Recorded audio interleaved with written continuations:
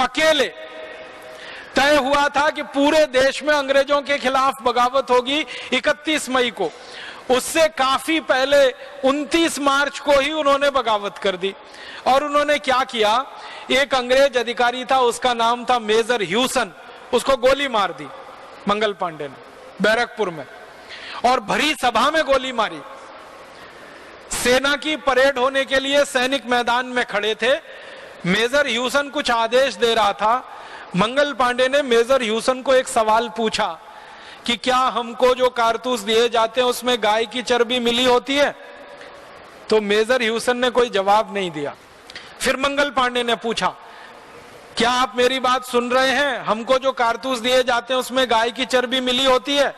Major Hewson ने ना हाँ कहा ना कहा। बस इसी पे गुस्सा आ गया मंगल पांडे को। तो मंगल पांडे के पास अपनी बंदूक थी, गोली उन्होंने मेजर ह्यूसन को मार दी। जैसे ही मेजर ह्यूसन मरा और गिरा तो उसके नजदीक में एक अंग्रेज अधिकारी खड़ा था, उसका नाम था कर्नल वाघ। वो झपट्टा मार के मंगल पांडे को पकड़ने के लिए आगे बढ़ा। मंगल पांडे ने दूसरी गोली उसको मार दी और वाघ भी वहीं ढेर हो गया। उसके बाद एक तीसरा अंग्रेज अधिकारी आगे बढ़ा और मंगल पांडे ने बंदूक के आगे का वो होता ना छुरा लगा हुआ, वो उसके पेट में घुसेड़ दिया और वो भी धराशायी हो गया। 3 अंग्रेज अधिकारी वहां मर गए तड़प तड़प कर।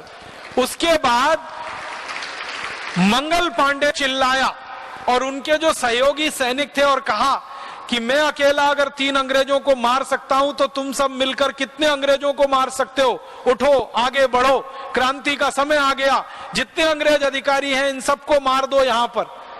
लेकिन मुश्किल ये हो गई कि बाकी जो सैनिक थे उन्होंने कहा कि हमने तो 31 मई का संकल्प लिया हुआ है और आप अभी हमसे कह रहे हो क्रांति करने को। सारे देश में 31 मई को क्रांति होगी और आप कहते हो आज ही करो। तो वो धर्म संकट में थे कि नाना साहब पेशवा के संगठन से चूंकि जुड़ चुके हैं तो संगठन का आदेश माने या मंगल पांडे का आदेश माने।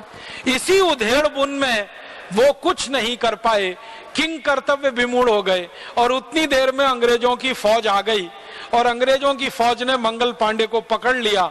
और मंगल पांडे ने कोशिश की कि वो अपने को गोली मार के खत्म करें, लेकिन वो गोली उनके शरीर को छूती हुई निकल गई, वो जीवित रह गए।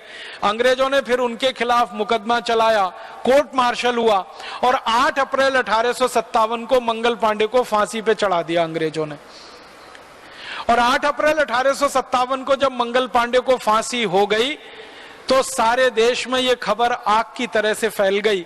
मंगल पांडे की सेना के जो सैनिक थे, उनके सहयोगी, उन्होंने छोटे छोटे समूह बना लिए और वो समूह के रूप में गांव-गांव घूमना शुरू कर दिया। और 31 मई को जो क्रांति होने वाली है उस क्रांति की तैयारी में वो सब लग गए। लेकिन फिर एक छोटी सी भूल हो गई कि जो सैनिक गांव-गांव घूमकर क्रांति की तैयारी में लगे हुए थे वो सबको बता रहे थे 31 मई को करना है, 31 मई को करना है, 31 मई को करना है। लेकिन यहां मेरठ हमारे नजदीक में है, यहां मेरठ में कुछ अति उत्साही नौजवानों ने कहा 31 मई तक कौन इंतजार करेगा, अभी करना है। तो मेरठ में 10 मई को क्रांति शुरू हो गई और मेरठ में जो भारतीय सैनिक थे अंग्रेजों की सेना में, उन्होंने बगावत करके अंग्रेजों के घर जला दिए और जो अंग्रेज थे उनको मार डाला। और फिर वो सैनिक मेरठ से दिल्ली चले गए और दिल्ली जाकर उन्होंने ये कहना शुरू किया 31 मई तक कौन इंतजार करेगा, अभी करो। तो दिल्ली के सैनिक भी उनकी हाँ में हाँ मिला के 12 मई को दिल्ली में क्रांति हो गई, फिर 13 मई को दिल्ली के पड़ोस में हो गई और ऐसे करके वो 31 मई सबको भूल गई और उसके पहले ही सारा खेल शुरू हो गया। अब इसमें गड़बड़ क्या हुई कि उस जमाने में कम्युनिकेशन तो था नहीं, टेलीफोन का कम्युनिकेशन तो था नहीं, टेलीग्राम का कम्युनिकेशन था नहीं, रेडियो का। उस जमाने में सूचनाओं को पहुंचाने के लिए एक एक व्यक्ति गांव-गांव जाता था। तो पहले सूचना पूरे देश में गई थी 31 मई की। अब बाद में ये मेरठ में और दिल्ली में जब क्रांति हो गई तो कौन ये सूचना पहुंचाए जाकर गांव-गांव कि सब कुछ 14 मई को ही करना है या 15 मई को करना है। तो कुछ जगह हुआ और कुछ जगह वो 31 मई का इंतजार हुआ। अंग्रेजों को इस बीच में समय मिल गया और उस पूरी क्रांति को एक तरफ जो सफल होने वाली थी 3 महीने में ही अंग्रेजों ने उसको दबा दिया और अंग्रेजों ने अपनी बहुत सारी सेना मंगा ली बाहर से, फिर से उनकी सेना आ गई और